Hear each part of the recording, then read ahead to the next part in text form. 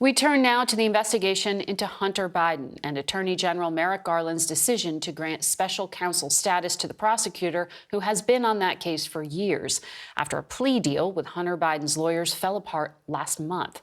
For more, we're joined by our senior investigative correspondent, Herridge, and chief election and campaign correspondent, Robert Costa. Good to have you both here. Catherine, I want to start with you because, David Weiss, the U.S. attorney in Delaware, had been said to have full ability to bring a prosecution. Why did he feel he needed special counsel status, and what actually changes now? Well, as you mentioned, Margaret, David Weiss has said that he had the ultimate authority, but based on the order Friday for special counsel status, at his request, he wanted that ultimate authority now in writing. And that makes a lot of sense to me based on our reporting here at CBS News, because we heard exclusively from these IRS whistleblowers who alleged that David Weiss wanted to partner with U.S. attorneys in California and Washington, D.C. to bring charges, but he was refused. He's disputed that. But if you look very closely at the language here in the order, it says that the special counsel is authorized to prosecute federal crimes in any federal jurisdiction. So now he's got it in black and white, so there can be no question. Does that suggest something political rather than legal? This is one of the lingering questions in the case, is that why Weiss suddenly decided after 5 years that he needed this elevated status. I think that some of the clues, Margaret, are in the court filings this week, where he said that they had reached an impasse in the negotiations with Hunter Biden's team, and he saw no resolution short of going to trial. I just want to emphasize that plea deal was not standard, so irregular that the judge in Delaware hit pause on it and at one point said to one of Weiss's prosecutors, what is the legal precedent for this case? And they said there was none. And that is why the criticism from Republicans that it was a special deal for a special defendant has resonated.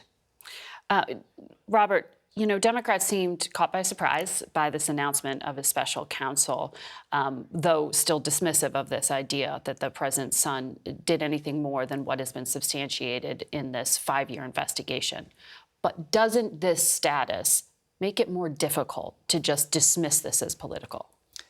Inside the White House this weekend and inside the Biden campaign, I've made a lot of calls, and it's evident that they don't welcome what's going to be potentially a drip, drip, drip of developments on the Justice Department front with Hunter Biden. But they see it ultimately as a distraction, not something that's going to be a burden for President Biden's campaign. There is a real church and state in how they look at this inside the White House.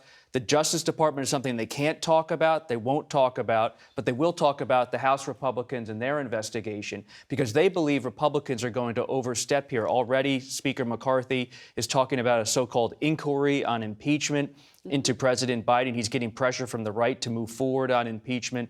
But you have others I've spoken to, moderates in the House, who say, hold off on this. Don't go too fast. Let the Justice Department special counsel play out as it's going to, because if you move too fast, it could put Republicans in a position where they seem like they're overeager to get ahead of the Justice Department on this. But Robert, bigger picture here. Obviously, the Republicans think it's worth continuing to talk about this, even if Democrats don't think it sticks. You now have 2 special counsels directed at the Biden family, in addition to Trump's legal issues. What's the bottom line here? What happens with the Biden special counsel looking into his handling of classified documents? There's a real emphasis right now in President Biden's inner circle to not allow the Republicans, in their view, to make this some kind of equivalent situation. They believe that President Biden has responded to the records requests in a timely fashion, and that Trump, facing now potentially 4 indictments if Georgia comes this week, across the board, is in a totally different situation. And they believe Republicans are going to talk about the special counsel on records, the special counsel on Hunter, as much as possible. But when they're out there, they don't believe that this is going to sit there as an issue. When they look at polling, private polling, and private focus groups inside the Democratic Party, and I've heard this from multiple top strategists in the party, the issue that they're more concerned about is President Biden's age. That's being raised by voters. What should we expect in regard to what you just mentioned possibly coming down the pike in Georgia this week? We're all going to get very familiar with aspects of the Peach State this week because Fani Willis, the Fulton County District Attorney, based on CBS News' reporting, is expected to move forward with sweeping indictments in a case about what happened in Georgia after the 2020 election. We've heard a lot about Brad Raffensperger and the call Trump made to Georgia's top election official, but we're also going to likely learn this week that others in this whole Trump orbit are going to be indicted. Those who tried to be so-called fake electors in Georgia, showing up to the Coffee County election building and allegedly even trying to breach voting machines at some level. Fani Willis is building a sprawling case. You've heard that phrase RICO before, racketeering. Sometimes they use it to prosecute the mafia. She's using a RICO-style prosecution to go after many people, part of this sprawling alleged effort to overturn the election in Georgia.